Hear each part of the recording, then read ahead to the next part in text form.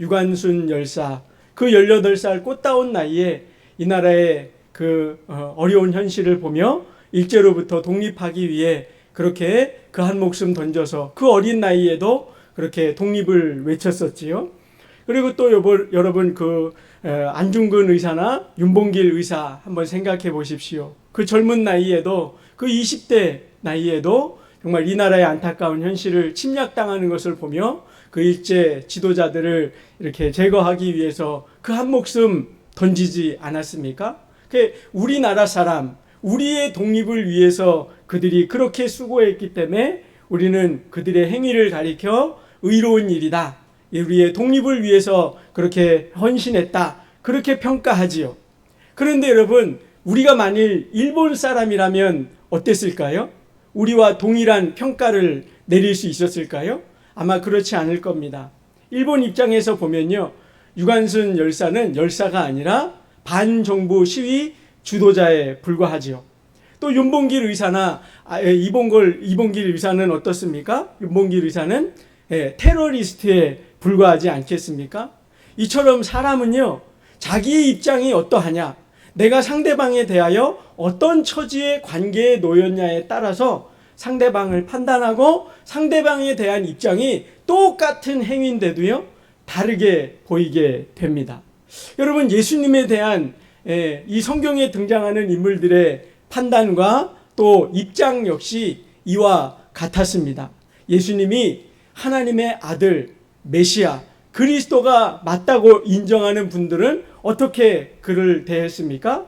예수님을 따르려 하고 예수님 말씀 듣기를 즐거워하며 그분을 높이기를 소원했습니다. 심지어 향유를 부었던 마리아는 자기의 결혼식에 쓰려고 수년 동안, 그렇게 오늘날로 따지면 가치가 약 2,400만 원 정도 됩니다. 그렇게 아까운 기름을 자기 결혼식을 위해 준비했던 것을 주님 앞에 아낌없이 내어드릴 수 있었습니다. 그러나 가룟 유다는 어땠지요? 가룟 유다는 예수님을 통해 돈을 벌려고 자기의 욕심을 채우려는 대상으로 봤지요.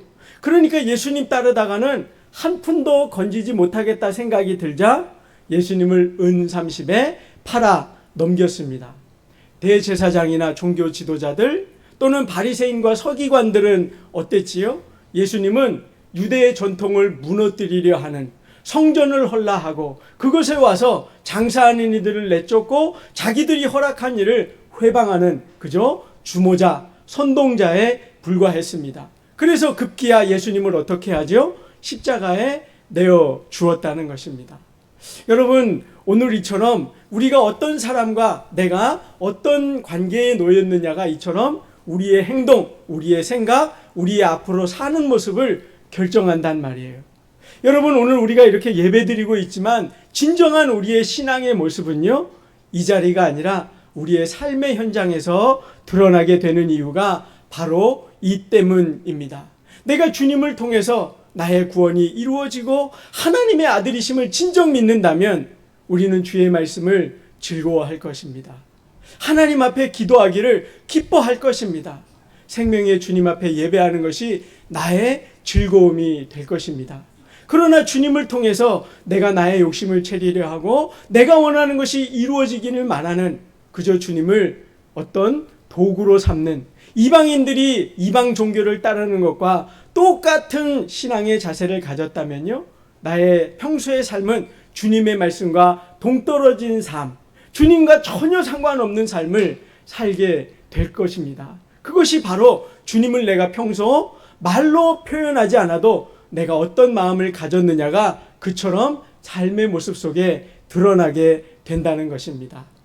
제가 여러분 목사가 되어서요, 목사 초년병 때 참 크게 감동받고 하나님 앞에 결심하는 그런 일이 하나 있었습니다. 그게 뭐냐면 제가 34살에 목사 안수를 받았거든요. 그래서 올해로 꼭 20년이 되었습니다. 그리고는 여러분 35살에 먼저 이제 전도사 시절에 부임해서 5년 반 동안 섬겼습니다. 그 교회. 그래서 전도사 3년, 강도사 1년, 목사로서 1년, 그리고는 두 번째 교회로 옮겨갔거든요. 그리고 그 교회에서 6년을 섬기게 되는데요. 35살 그 목사 초년병, 굉장히 젊은 나이죠. 그죠? 예, 그런데 이제 목사님이 봄에 이제 2월 달에 전교인 대신방을 하셨어요. 그리고 나서는요, 가을에 이제 교구별로 이제 신방할 것을 말씀하셨습니다. 그래서 저에게 맡겨주신 교구와 구역이 있어서 제가 이렇게 신방을 권사님들, 여러분 예전에는 보면 요즘에는 뭐 이렇게 몇몇 분, 뭐 목사님, 전도사님, 뭐 권사님 한두 분 이렇게 다니지만 옛날에는 막 구역 식구들 엄청 많이 신방을 다녔잖아요. 그죠? 그러게 다녔어요. 그래서 뭐 재미도 있고 뭐 신나기도 하고 이렇게 같이 다니는 게 늘 즐겁고 그랬습니다. 근데 여러분 늘 다니는 분들이 저보다 다 연배가 50대 중반은 되시니까 20살 정도 높으신 분들이에요. 그리고 이제 가서 예배를 드리면 또 어땠냐면요, 예배를 드리고는 그 당시에는 꼭 식사를 같이 하는 거예요. 그래서 여러분 제가 지금은 60kg에서 왔다 갔다 하거든요. 근데 그 당시에는요 67, 68kg가 갔습니다. 그 신방만 갔다 하면 밥을 먹어야 되니, 또 밥을 먹으면 여러분 조금씩 줘요. 아주 그냥 목사님 1년에 한 번 오신다고 엄청 많이 주시잖아요. 그러니 뭐 그것도 이렇게 그렇게 정성껏 차려주시는데 안 먹을 수 없잖아요. 그래서 저는 다 그거 밥 한 톨 안 남기고 싹싹 먹거든요. 그러니까 신방만 마쳤다 하면 최소 3kg에서 5kg가 치는 거예요. 근데 여러분 신방 다니다가 재밌는 걸 하나 제가 발견했습니다. 어느 날 보니까요, 늘 어떤 반찬이 매번 올라오는 거예요. 근데 그것도 제가 좋아하는 거.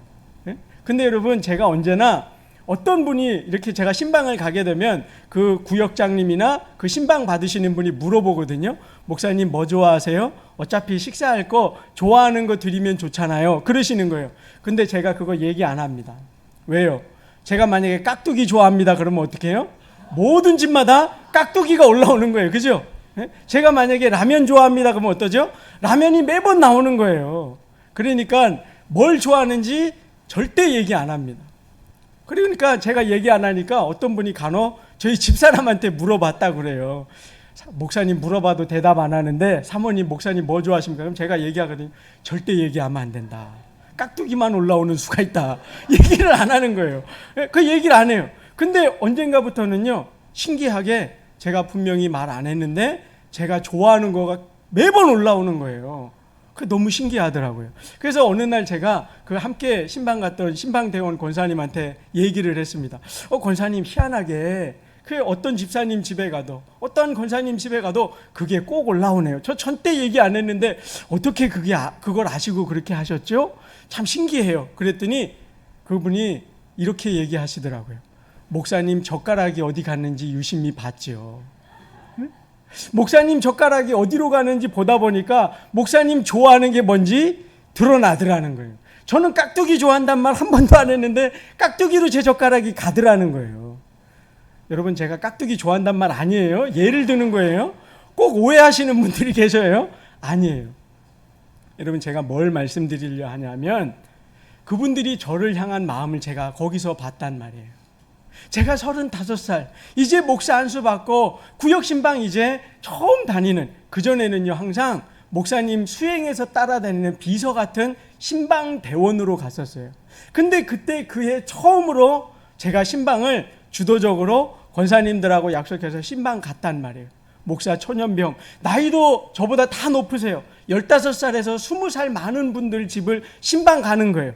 그럼에도 불구하고 제가 주님의 이름으로 주님의 말씀을 전하며 주의 이름으로 기도하는 그것을 귀히 보시고, 목사님 뭐 좋아하시지? 목사님을 섬겨야 되겠다. 하나님의 이름으로 오시는 일을 잘 대접해야지. 그 마음을 제가 그 젓가락 보는 눈에서 제가 깨달은 거예요. 그리고 여러분 그 다음부터 제가 제 스스로 다짐한 게 있습니다. 하나님 젓가락이 어디로 가는지 바라봐야 되겠다. 하나님이 뭘 기뻐하시는지 바라보고 그 하나님의 기쁨을 위해서 사역하는 자가 돼야지. 나의 영광이나 나의 이름이나 나의 뜻이 이루어지는 게 아니라 하나님이 기뻐하시는 일, 하나님의 젓가락이 향하는 목회, 그런 목회를 해야 되겠다 마음을 먹었단 말이에요. 여러분 저와 여러분이 만일 이처럼 하나님이 나에게 어떤 분인지 바르게 알고 내가 어떻게 하든지 주님의 기쁨이 되겠다, 주님이 나의 구원을 이루시고 나의 생명을 주시는 분이심을 인정한다면 여러분도 이와 같은 마음 아니시겠습니까?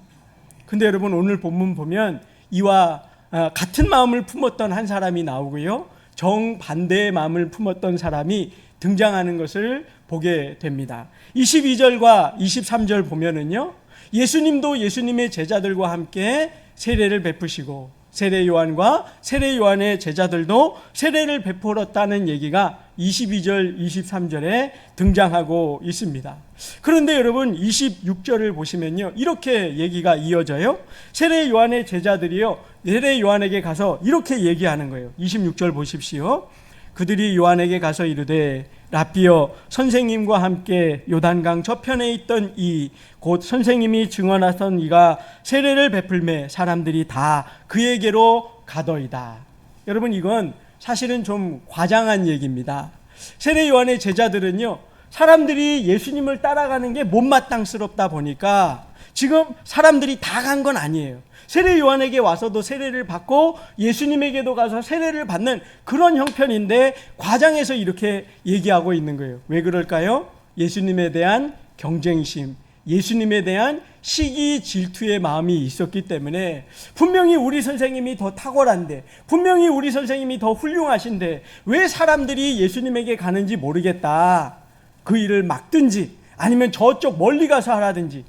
22절, 23절에 지금 예수님과 세례 요한이 세례를 베푸는 게요, 가까운 거거든요. 만약에 세례 요한이 여기 금천구 금천동에서 세례를 베풀면 예수님은 옆에 독산동에서 세례를 베풀고 계시는 거거든요. 그러니까 멀리 보내든지 세례를 못하게 하든지 그러라고 하는 거예요. 일견 이건 보면요, 이해가 됩니다. 왜냐하면 예수님하고요, 세례 요한은요, 인간적인 눈으로 보면요, 엄청난 차이를 가지고 있어요. 세례 요한은요, 제사장 가문의 출신입니다. 그 말은 그 당시 유대 사회에서요, 인정받고 귀족에 해당하는 계층에 해당한다는 얘기예요. 근데 예수님은 어떻습니까? 저 시골 갈릴리 그곳에서도 잘 알려지지 않은 그 동네에서, 그죠? 거기에서 목수일 하다 온 사람이란 말이에요. 이 세례 요한은 제사장의 아들이란 말이에요. 그것도 24 반차 안에 들였던 사가랴 제사장의 아들이었습니다. 신분의 차이가 있지요. 또 이 세례 요한은요, 여러분, 광야에서 이 1장에 보면 그런 얘기가 있잖아요. 그는 광야에 머물며 낙타 털옷을 입고 또 맥두기와 석청을 먹으며 그렇게 경건함을 유지하기 위해 세상에 들어가서 안락과 부귀와 영화를 누리지 않고 광야에서 그렇게 평생을 경건 훈련하며 하나님의 말씀을 배우고 기도하는 삶을 살았던 그런 인물이란 말이에요. 근데 예수님은 어떻습니까? 목수의 아들로 목수일 하다가 경건 훈련이라군요, 그저 공생애를 시작하시기 전 40일 금식 기도한 것이 전부였습니다. 이처럼 차이가 난단 말이에요. 나이적으로는 어떻습니까? 예수님이요, 이 세례 요한보다 6개월 늦게 나셨죠.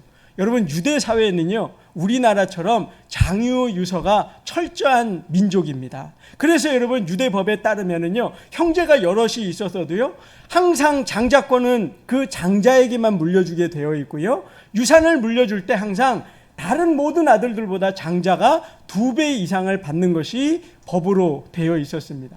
그처럼 나이 많은 자와 적은 자, 지위적으로 서열적으로 높은 자와 낮은 자의 구별이 엄격했다는 말이에요. 그런데 세례 요한이 예수님보다 6개월 형님입니다. 모르는 사이도 아니고요, 그 어머니 엘리사벳과 이 예수님의 어머니 마리아는 친척이었잖아요. 그러니 그 서열이 더 엄격하겠지요.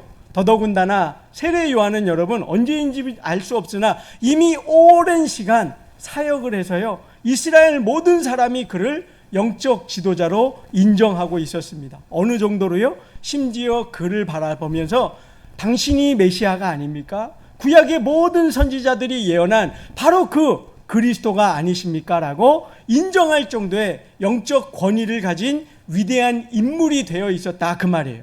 그에 반하여 예수님은 어떻습니까?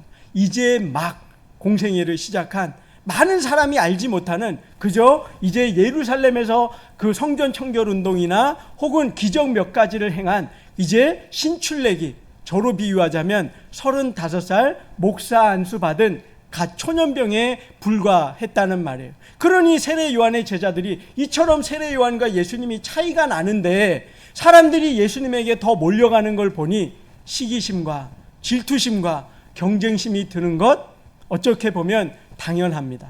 그렇죠. 근데 여러분, 중요한 것은 세례 요한만큼은, 정작 당사자인 세례 요한은 그런 마음을 갖지 않았다는 것입니다. 여러분, 오늘 본문의 29절과 30절을 한번 같이 읽어보도록 하겠습니다. 28절부터 읽겠습니다. 시작. 내가 말하는 바 나는 그리스도가 아니요 그의 앞에 보내심을 받은 자라고 한 것을 증언할 자는 너희니라. 신부를 취하는 자는 신랑이나 서서 신랑의 음성을 듣는 친구가 크게 기뻐하나니 나는 이러한 기쁨으로 충만하였노라. 그는 흥하여야 하겠고 나는 쇠하여야 하리라 하니라. 아멘. 여러분, 얼마나 놀라운 고백입니까? 모든 사람이 세례 요한을 가리켜서 당신이 그리스도가 아닙니까? 심지어는 제사장들도요, 바리새인들도 그 앞에 와서, 그 당시 로마 그 군병 하수인 노릇하는 군인들까지도 세례 요한 앞에 와서 세례받기를 원했다는 말이에요. 그처럼 유대인들뿐만 아니라 모든 사람이 자기를 따라요. 그러면 여러분, 이 당시 세례 요한의 입지는요, 내가 그냥 가만히 있어서 당신이 그리스도가 아닙니까 할 때 그냥 말 안 하고 가만히 있으면 저절로 높아지는 인물이에요. 그런데 여러분, 오늘 본문 보니까 뭐라고 얘기하지요? 오히려 자기 제자들을 보면서 나는 그리스도가 아니라고 말했었지? 그리고 나를 따르지 말라고 저분을 따라야 된다고 말했었지? 그러면서 너희들이 그것을 증거하고 너희들도 그리스도를 따르라고 예수님을 향하여 제자들을 따르라고 가르쳤습니다. 그리고 마지막에 보면요, 이렇게 얘기했죠. 그는 흥하여야 하겠고 나는 쇠하여야 하리라. 이렇게 놀라운 고백을 했던 거예요. 여러분, 이게 보면 어떠냐면요, 이게 진행형 문장으로 되어 있습니다. 그러니까 정확하게 말하면 이거예요. 그는 점점 더 날이 갈수록 높아지고 흥해야 될 것이며 increasing이라고 되어 있습니다. 그리고 여러분, 뒤에 보면 나는 쇠하여야 하리라. 점점 더 나는 사라지고 희미해지고 약해져야 하리라. 왜요? 사람들이 나를 통해 구원받음이 아니라 오직 구원을 이루시고 구원의 은혜를 베푸시는 분은 누구기 때문에요? 예수 그리스도기 때문입니다. 이 사실을 세례 요한은 정확하게 알았단 말이에요. 그래서 나는 감추고 오직 예수님만 드높이기를 원했던 것입니다. 여러분, 오늘날 교회가 힘을 잃어가는 이유가 무엇일까요? 어떤 분들은 이렇게 얘기하더라고요. 교회가 사유화되고 목사의 교회가 되어가고 어떤 특정 인물의 교회가 되다 보니까 그 능력을 잃어간다고 합니다. 그 말은 참으로 옳습니다. 여러분, 교회의 주인은 하나님이십니다. 왜요? 구원의 은혜는 목사가 줄 수 없거든요. 어떤 특정인이 절대로 줄 수 있는 것이 아닙니다. 제가 여러분을 위하여 죽는다 하여도 저는 여러분의 구원을 보장할 수 없습니다. 오직 우리의 구원, 우리 죄의 문제를 해결하실 이는 예수 그리스도밖에 없습니다. 그러므로 우리가 믿고 따르며 높여야 할 분은 예수님밖에 없는 것이지요. 오늘 본문에 보면 세례 요한이 그 고백을 한 것입니다. 사람들이 나를 가리켜 그리스도가 아니냐고 말하고 제사장도 바리새인도 로마 군병도 와서 내게 세례를 받는다 할지라도 내가 그들에게 세례를 주어도 내가 할 수 있는 것은 없고 오직 구원과 생명의 은혜를 주시는 분은 누구요? 예수 그리스도라는 거예요. 그게 여러분 28절에 말했지 않았습니까? 내가 말한 바 나는 그리스도가 아니요 그의 앞에 보내심을 받은 자니라. 여러분, 우리는 이 사실을 언제든지 잊지 말아야 합니다. 목사가 되어도 장로님이 되어도 권사님이 되어도 우리 교회를 30년, 40년, 100년을 세우고 수많은 일을 했어도요, 저와 여러분은 주님의 수종드는 종에 불과하다는 것 잊지 마시기를 바랍니다. 이러한 바른 정체성을 가질 때에만 우리가 하나님의 인정함을 받을 수 있고 하나님의 참 백성으로 살아갈 수 있는 것입니다. 여러분, 세례 요한이 이 고백을 했기 때문에 나중에 시간이 흐르면요, 예수님이 마태복음 11장 11절에 세례 요한을 가리켜 이처럼 칭찬하셨습니다. 여자가 낳은 자 중에 이보다 큰 자가 없느니라. 예수님을 바로 알았고 예수님의 영광을 드높이길 원했으며 예수님의 영광을 가리는 일을 1.1획도 행하기를 원치 않았던 이 세례 요한, 그 세례 요한이야말로 참으로 위대한 신앙 인물이라 할 수 있을 것입니다. 그러면 여러분, 어떻게 세례 요한이 이 고백을 할 수 있었을까요? 그 비결이 27절에 나와 있습니다. 27절 우리 같이 한번 읽어보겠습니다. 시작. 요한이 대답하여 이르되 만일 하늘에서 주신 바가 아니면 사람이 아무것도 받을 수 없느니라. 아멘. 여러분, 세례 요한은요, 아까도 말씀드렸지만 참 많은 이들에게 영적 권위를 인정받았던 사람이에요. 많은 이들에게 세례를 베푸고 그가 하는 메시지를 듣기를 기뻐했습니다. 그리고 세례 요한을 영적 지도자, 민족의 지도자로 추앙했다는 말이에요. 그러면 여러분, 스스로 높임 그렇게 받을 수도 있잖아요. 근데 여러분, 세례 요한이 27절에 고백하는 말이 뭔지 다시 한번 보세요. 하늘에서 주신 바가 아니면, 이 말은 바꾸면 뭐가 되죠? 하나님이 주신 일이 아니면 사람이 아무것도 받을 수 없느니라. 내가 하는 말 누가 주셨다는 거예요? 하나님이 주셨다는 거예요. 내가 세례를 베푼 것 내 권위가 아니라 누구의 권위였다는 거예요? 하나님의 권위였다는 거예요. 내가 행한 일이 있다면, 내가 뭔가 섬긴 일이 있다면, 내가 뭔가 심어서 열매를 거둔 일이 있다면 그거 여러분 내가 한 것이 아니라고 말하고 있는 거예요. 여러분, 이거 참으로 귀한 고백이 아닐 수 없습니까? 그죠? 예. 여러분, 우리가 사도 바울도 그러지 않았습니까? 고린도전서 15장에 보면 이런 고백을 하지요. 내가 다른 사도들보다 많은 수고를 감당했다고 그래요. 다른 사도들은 예루살렘이나 그 근방에서 복음을 전했지만 사도 바울은 여러 군데를 다니면서 많은 시간 들여 많은 곳의 사람들한테 복음을 전했잖아요. 근데 여러분, 사도 바울이 뭐라 그럽니까? 내가 다른 사도들보다 더 많이 수고했지만 그것은 내가 한 일이 아니라 오직 하나님의 은혜로다. 하나님이 나를 살리셨고 하나님이 나에게 능력을 주셨고 하나님이 하게 하셨으니 내 일이 아니라 하나님이 하신 일이다. 그처럼 하나님께 영광을 돌리지 않았냐는 말이에요. 세례 요한이 주님만 높임 받아야 하고 나는 쇠하여야 하리라는 이 고백을 한 이유, 근거는요, 이처럼 내가 아는 것이 있다면, 내가 행한 것이 있다면 그 모든 것은 하나님으로부터 왔다고 인정한 것입니다. 여러분, 욥도 고백했지요. 주신 이도 하나님이시요 취하신 이도 하나님이시라. 오직 그의 이름이 높임을 받으실지어다. 네? 여러분, 여러분에게 능력이 있습니까? 여러분에게 어떤 재능이 있습니까? 그래서 그걸 통해 우리 교회를 열심히 섬겨 오셨고 많은 일을 이루어 오셨습니까? 여러분, 그 많은 일을 했어도 내가 했다는 생각 버려야 합니다. 우리는 빈손으로 와서 맨몸으로 왔다가 하나님 부르시면 맨몸으로 돌아갈 수밖에 없는, 그저 연약한 인생에 불과한 자들입니다. 그래서 여러분, 어떤 사람들은요 이래요. 누구의 은혜도 그저 자기 자랑과 자기 힘으로 사는 줄 안단 말이에요. 그런데 여러분, 그리스도인은 이 말을 잊으면 안 됩니다. 나는 덕분에 사는 자입니다. 하나님의 덕분에, 하나님의 은혜 덕분에, 또 여러분 어떻게 해요? 옆에 성도의 덕분에. 여러분, 언젠가 보니까 누군가 그런 말을 하더라고요. 쌀 한 톨 열매 맺기 위해서요, 농부가요, 이 모내기를 하고 거기에다 갖다 심고 또 제초를 하고 물을 갖다 대고 돌보고 쓰러지면 세우고 이거 하는데요, 여러분, 무려 2만 번 가서 돌봐야 된다 그러더라고요. 참 엄청난 거 아닙니까? 저는 쉬어보지 않아서 잘 모르겠어요. 혹시 농사 짓는 분 한번 생각해 보십시오. 그 정도 보는지 맞는지. 여러분, 오늘날 보면 어떻습니까? 내가 내 돈 주고 샀는데 그거 쌀 한 푸대 사는데 몇만 원이면 되는데 당연하게 여기지 않느냔 말이에요. 근데 여러분, 하나님이 해를 주시지 않으면, 하나님이 비를 주시지 않으면, 그 농부들이 이 더운 지난 여름 얼마나 더웠어요. 그 땀 흘려 수고하지 않았으면, 그 벼를 거두어서 탈곡하고 우리 집에 오기까지 누군가 날라주지 않았으면 그 밥이 여러분 앞에 놓여졌겠습니까?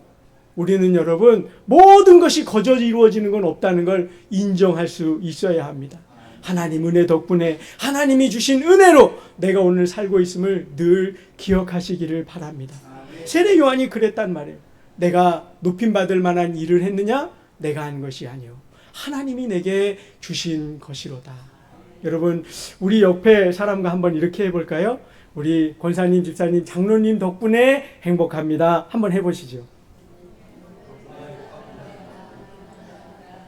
네. 여러분, 우리 모두가 이 마음 가지면요, 하나님도 기뻐하실 거고요, 우리도 신나고 재미있고 즐겁게 신앙생활 할 겁니다. 여러분, 어떤 누구도요 독불장군으로 교회를 이루어갈 수 있는 사람은 아무도 없습니다. 주님이 말씀하시기를 남을 나보다 낮게 여기는 자가 되어라. 이것이 그리스도 예수의 마음이라 말씀하셨습니다.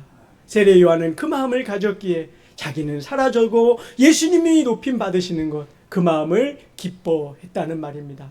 아무쪼록 저와 여러분이 이 마음으로 주님을 섬기고 교회를 섬기고 아름다운 신앙을 이루어 가시는 저와 여러분 다 되시기를 주의 이름으로 축원드립니다. 기도하겠습니다. 아버지 하나님, 감사합니다. 우리가 무엇이간데 주께서 우리를 먼저 부르시고 지명하시며 하나님의 백성 삼아 주셨는지요.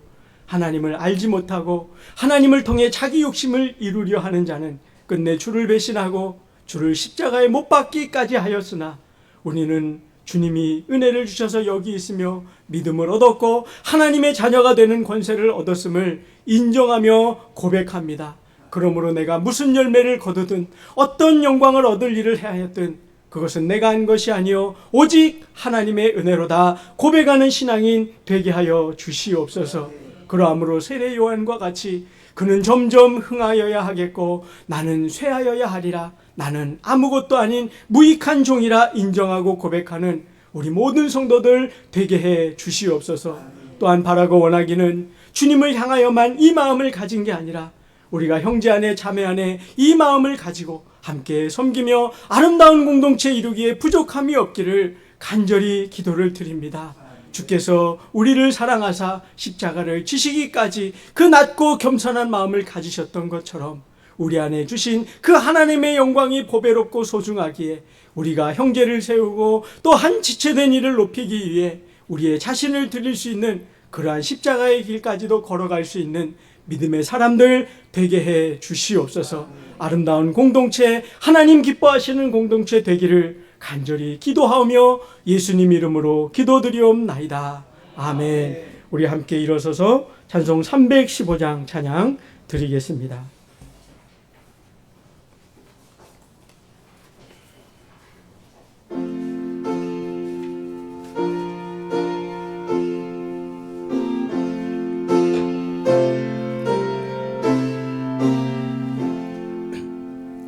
내 주 되신 주를 참 사랑하고 곧 그에게 죄를 다 고합니다. 그 은혜를 주신 내 예수시니 이전보다 더욱 사랑합니다. 주 날 사랑하사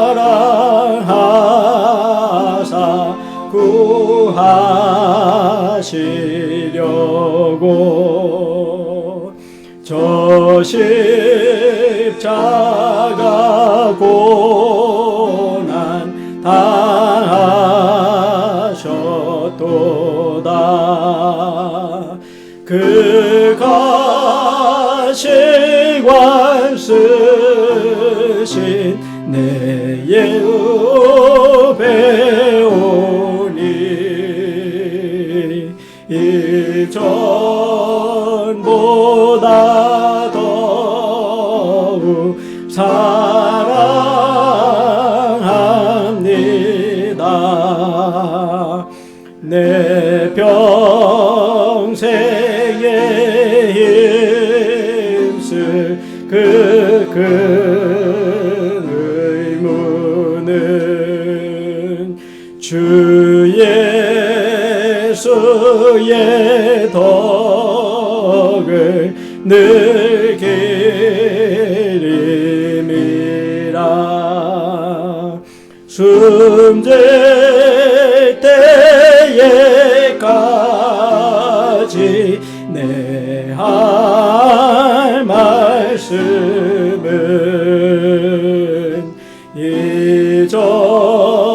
이전보다 더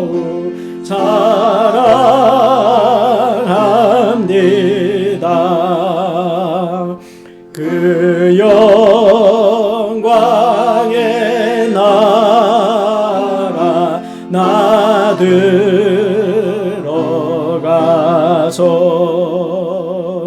그 풍성한 은혜 늘 감사하리. 금멸요관 쓰고 나 찬송할 말 이전보다 더욱 사랑합니다.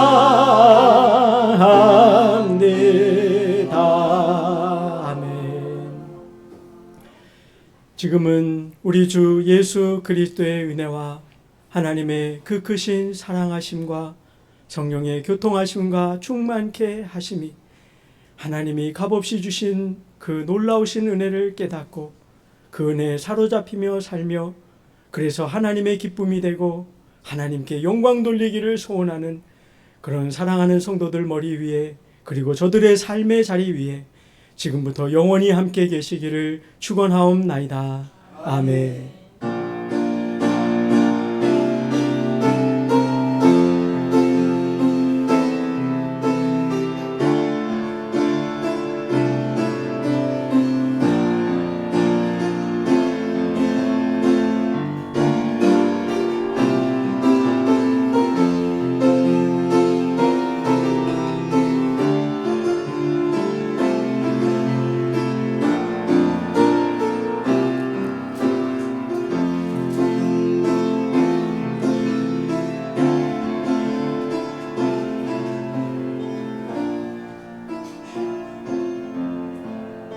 자, 재직회 하겠습니다. 예, 재직분들 다 참여해 주시고요. 예, 우리 찬송 부르겠습니다. 찬송가 331장 1절만 찬송하겠습니다. 찬송가 331장 1절 찬송입니다.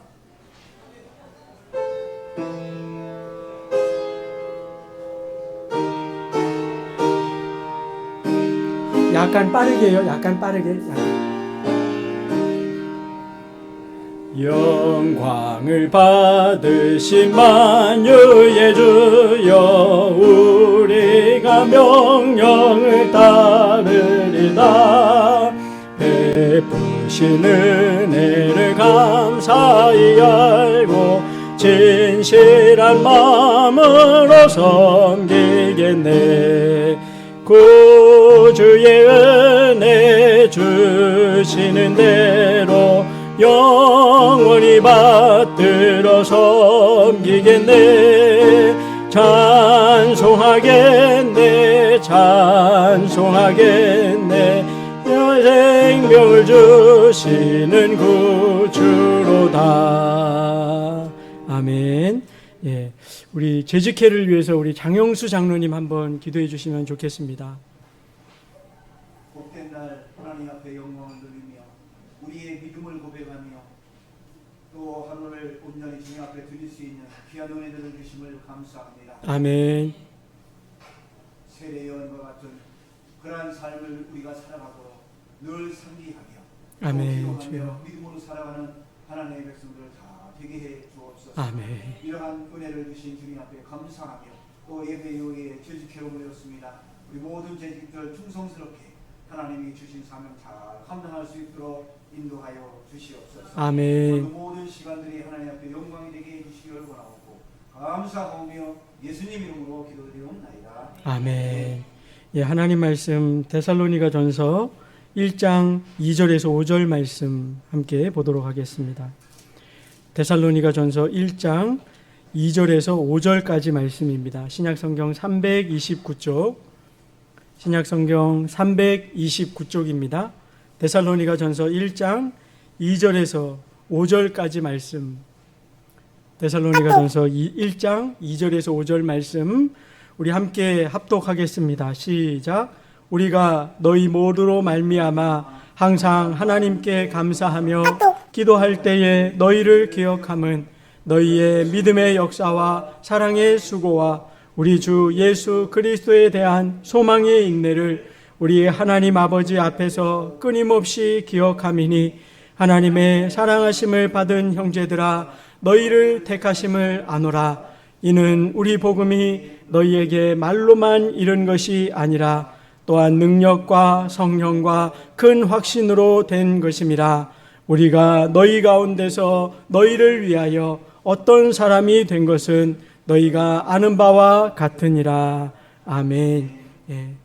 데살로니가 교회는요, 사도 바울이 복음을 전했던 지역 중에 가장 짧게 머물렀던 지역입니다. 사도 바울을 핍박하고 이렇게 감옥에 가두려 하는 그런 못된 무리가 쫓아왔기 때문에요, 불과 3주밖에 복음을 전할 수 없었던 그런 지역입니다. 여러분 한번 생각해 보십시오. 3주 동안 말씀을 듣고 3주 동안 말씀을 설교를 들었다고 해서 그들의 삶이 온전히 변화되기에 충분했겠습니까? 그렇지 못했겠죠. 그죠?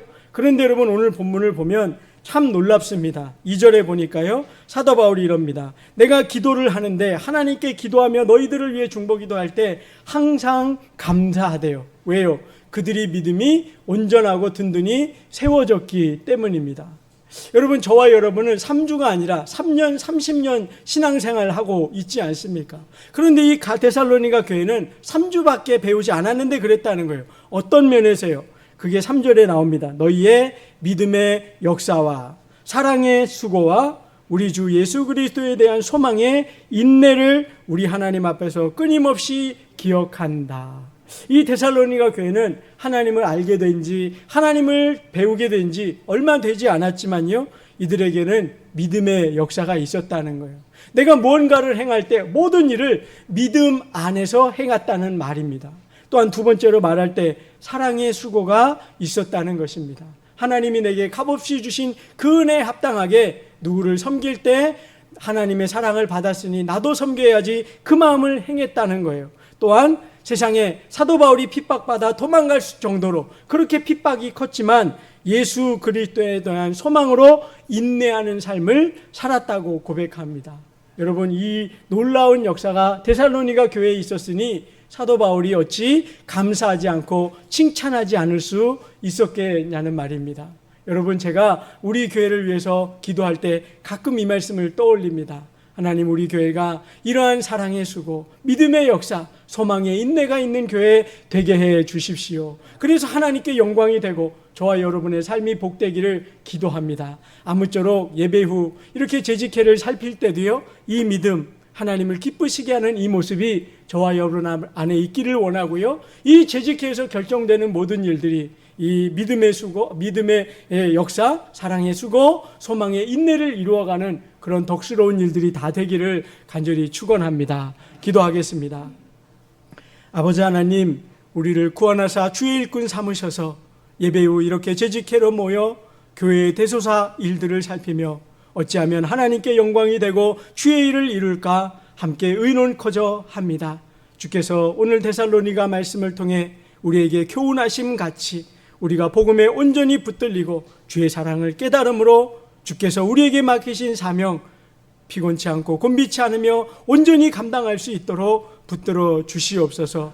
늘 수고하시는 우리 장로님, 권사님, 또 집사님, 우리 전도사님 축복합니다. 힘주시고 강건케 하시며 성령 충만하여 주님 앞에 잘했다 칭찬함 받는 종들 다 되게 하여 주시옵소서.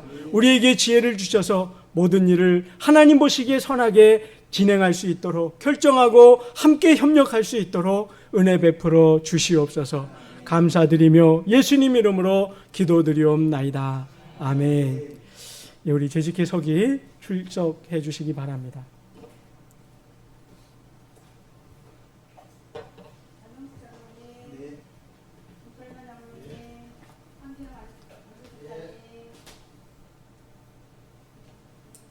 김강준 목사님, 김학우 목사님, 문광주 권사님, 신희수 권사님, 최정 권사님, 김덕일 권사님, 김상 권사님, 김우수 권사님, 최혜수 권사님, 진영 권사님, 김순덕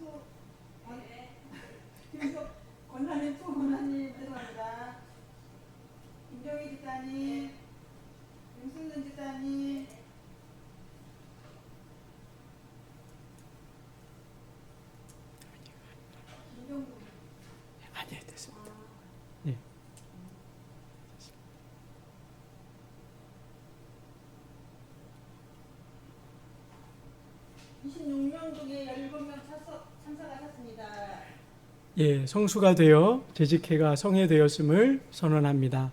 예, 우리 각부 보고 지난 회기 보고, 예, 제가 늘 착각하네요. 예. 2024년 7월 14일 오후 12시 5분 장소 분당 찬송 315자 기도 학선자 본사 성경 빌립보 보고서 1장 20절부터 21절 재직 26명 중에 17명 참석하였으므로 교회 성부가 되어 회장은 본회가 성소됨을 선포하며 아래와 같이 안건에 토의하며 그리합니다. 서기 보고 유인말과 같이 그대로 받기로 하다. 일반 대정부 보고 유인물과 같이 그대로 받기로 하다. 남녀도 보고 5월 15일에 김포 제명리 농장으로 21명 다녀왔습니다. 기도와 물질로 후원해 주신 분께 감사드립니다. 목사님의 권면의 말씀, 여름 성경학교를 위해 기도해 주세요. 중고등부는 7월 20일 토요일, 청년부는 8월 11일 주일에 합니다. 다음 세대와 부석을 여름 성경학교를 위해 기도 부탁드립니다. 9월달에는 함께 모여 기도하고 전도용품을 준비하고자 합니다. 그래서 10월부터는 전도를 시작하려 합니다. 재직들은 모두 나와 전도하는 일에 힘써 주시기를 바랍니다. 주기도문으로 12시 40분에 재직회를 마쳤습니다. 예, 서기 보고 해주셨습니다. 감사합니다. 어떻게 할까요? 예, 동의하셨고요. 예, 제청하셨고요. 예, 가하면 예 하시고요. 예, 아니면 아니라 하시지요. 예, 감사합니다. 예, 다음 각부 보고 우리 재정부 보고 하도록 하겠습니다.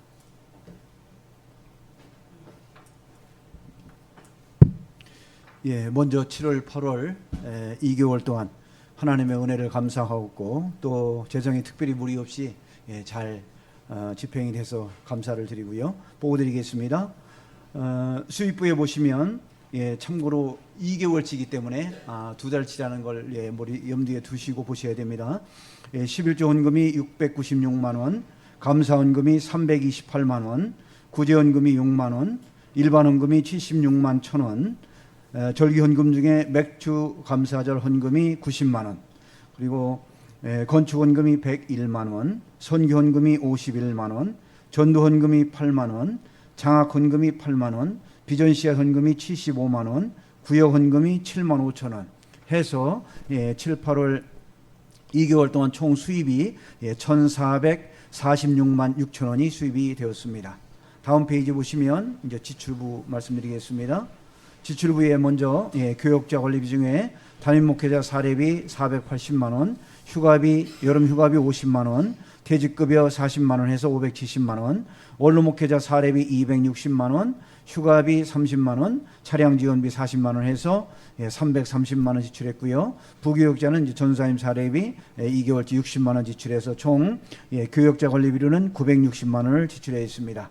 교회 운영비로 노예비 20만 원, 사무행정비 58,700원, 교육 세미나 경비 구역장 관련입니다. 103,500원, 선교 경비로 80만 원, 그다음에 구제 경비로 20만 원, 주립식사 준비비로 28만 원. 다음 페이지 보시면 그렇게 해서 총 교회 운영비로는 164만 2,200원을 지출했고요. 교회 관리비로 교회 모든 공과금 36만 4,537원, 교회 전반적인 재반 관리비로 174만 8,494원, 장식비로 10만 원. 이거는 주로 이제 그 현수막이 되겠습니다. 대출이자로 104만 9,507원, 그리고 교회 화자보험료로 40만 원. 해서 총 교회 관리비로 366만 2,538원을 지출을 하였습니다. 그래서 총 7월 8월 2개월 동안 지출한 금액은 1,490만 4,738원을 지출을 하였습니다. 종합해서 다시 말씀드리면 제일 앞장 제일 왼쪽에 보시면 6월 말로 재정 2월 금액이 999만 3,813원이고요. 수익 금액이 1,446만 6천 원이고요. 지출 금액은 1,490만 4,738원 해서 7월 말로 재정 마감 잔액은 955만 5,075원이 되겠고, 두 달 동안 수지는 마이너스 43만 8,738원으로 마감이 되었습니다. 이상입니다. 예, 재정 보고 해 주셨습니다. 혹시 질문하실 거 있으신가요? 예. 없으시면 재정 보고 어떻게 할까요? 예, 동의해 주셨습니다. 예, 재청해 주셨습니다. 예, 재청도 하셔야 되는 겁니다. 예, 예, 가하면 예해 주시고요. 예, 아니면 아니라 하시지요. 예, 감사합니다. 그대로 받겠습니다. 예, 이제 올해 이제 다른 부서가 없는데 또 혹시 우리 남녀 전도회에서 혹시 보고하시거나 의견 내실 거 있나요? 없으신가요? 예, 그러면 혹시 기타 토의로 넘어가도록 하겠습니다. 교회에 우리 재직회에서 다루었으면 하는 일이 있으면 여러분 말씀해 주시면 나누도록 하겠습니다. 기타 토의 있으신가요?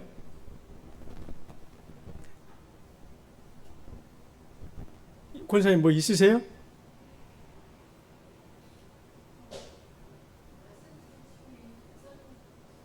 저 다 끝난 다음에 제가 뭐 할 말이 있고, 예. 제 말은 이제 맨 마지막에 할 겁니다. 네네네, 기타 토이니까.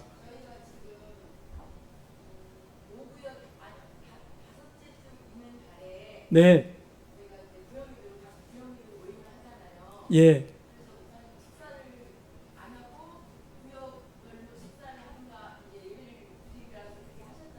예. 예.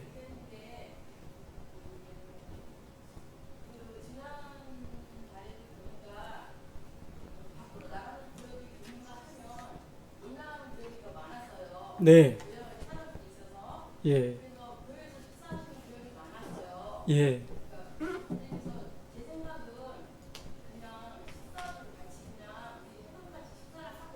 네. 예.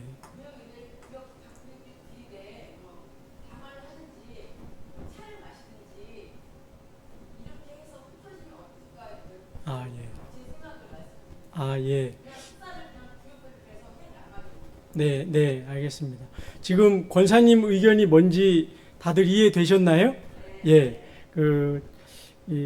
여러분, 이제 제가 우리 교회 이제 부임해서 6개월이 조금 지나지요. 원래는 1월부터 와서 이제 설교를 했지만, 이제 부임은 이제 3월부터 한 걸로 하니까요. 근데 그러니까 어떻게 보면 아직 제가 우리 교회에 와서 모든 걸 파악하는데 부족함이 많다.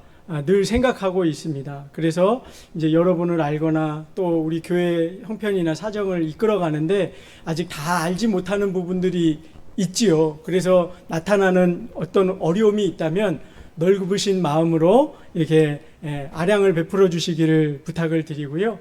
그러다 보니까 이제 제가 가만 보니까 저는 이제 아까도 광고 시간에 말씀드렸다시피 요즘에 교회들이 명절 때가 되면 예배를 안 하니까 당연히 우리도 그럴 줄 알았어요. 근데 여러분 사실 목사도 그럴 때 좀 한번 쉬어봐야지요. 우리 교회는 그걸 허락을 안 해주시더라고요. 그냥 뭐 매주 여러분 여담이지만 분위기를 좀 풀기 위해서 제가 여러분 이렇게 주일 설교하는데 정말 엄청 스트레스 받거든요. 어떤 분들은 그냥 일주일에 한 번 설교하는 것도 힘들다 그러는데 저는 여러분 일주일에 10번씩 준비해야 됩니다.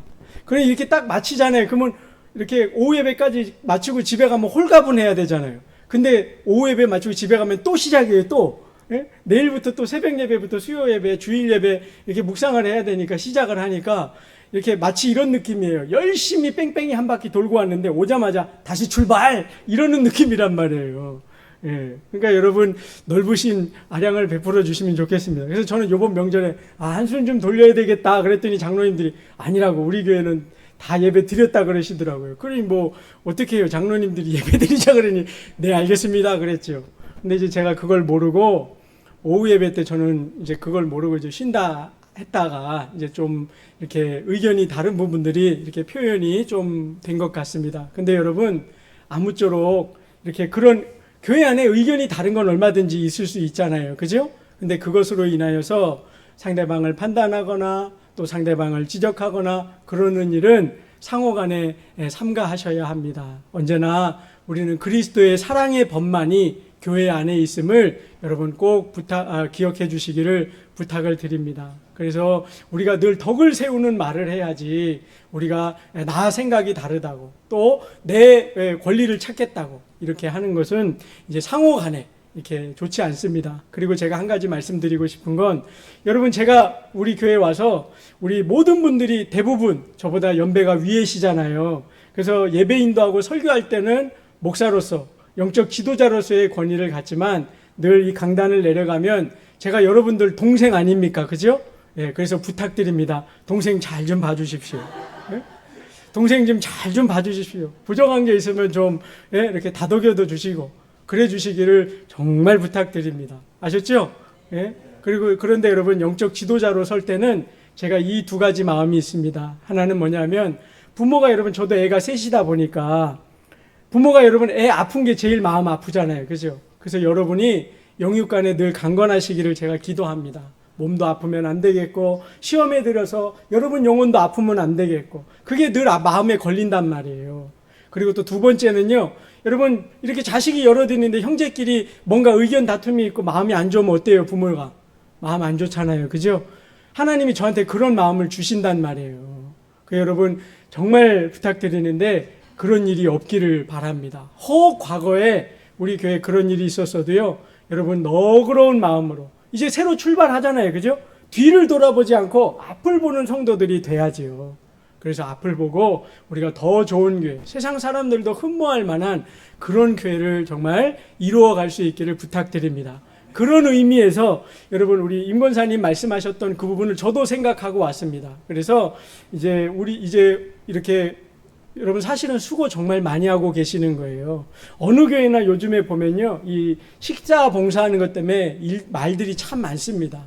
그래서 이렇게 힘들다 하시는데 여러분이 늘 애쓰시는 거 보면 늘 감사를 드려요. 그래서 이게 이제 정말 천재지변에 준하는 일이 아니면 이렇게 봉사나 이 식상 봉사하는 걸 건너뛰는 일이 없을 겁니다. 제가 코로나로 쓰러지지 않는 이상 이제 오후 예배 안 하는 일이 없이 다 할 겁니다. 그래서 오후 예배 때도 지난번에 보니까 저는 좋은 뜻으로 우리 성도님들이 한국 사람은 밥 같이 먹으면서 정이 싹 트잖아요. 그러니까 나가서 식사도 하시고 카페도 가시고 그러라 그랬는데 제가 미처 구역의 형편을 잘 파악을 못했던 것 같아요. 그래서 그게 어려운 분들도 있는데 그냥 다 그렇게 하시라 그러니까 안 되는 데가 있더라고요. 그래서 이제는 무조건 1년에 4번 5주가 있거든요. 근데 5주 때가 돼도 식사를 하고 교회에서 모임을 하시든 좀 이게 가까운 데서 하시든 멀리 가지는 않고 또 멀리 가는 것도 좀 조심해야 될 일이거든요.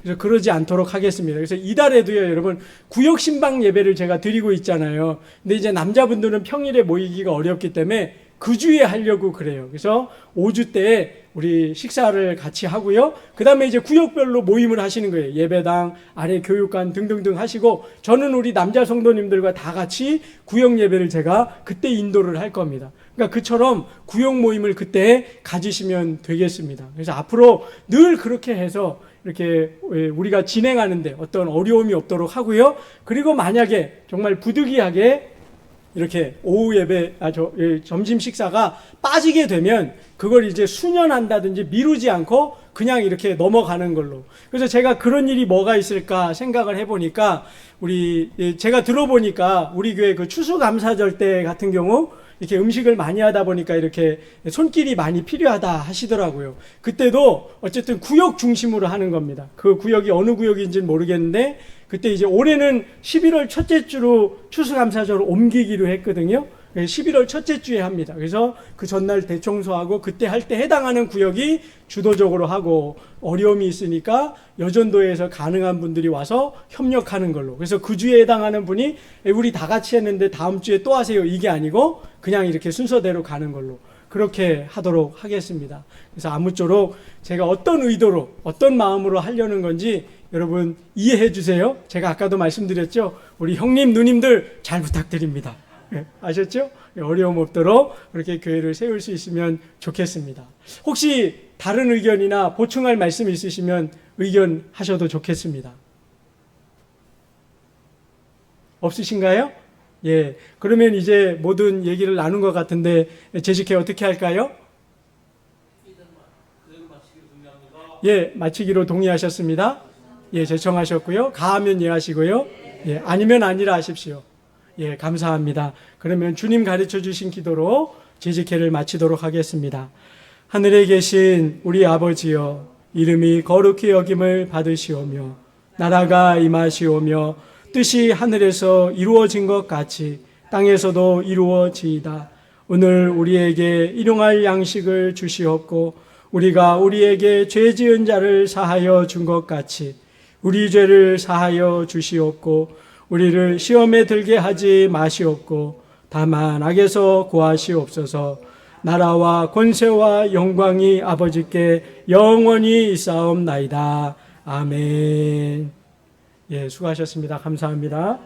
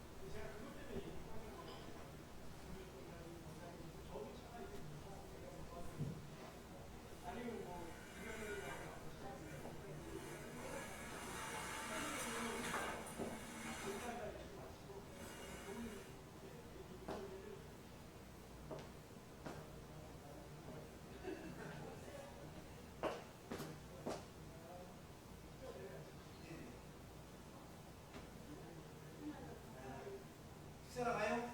예, 예. 먼저 사람 많아가지고.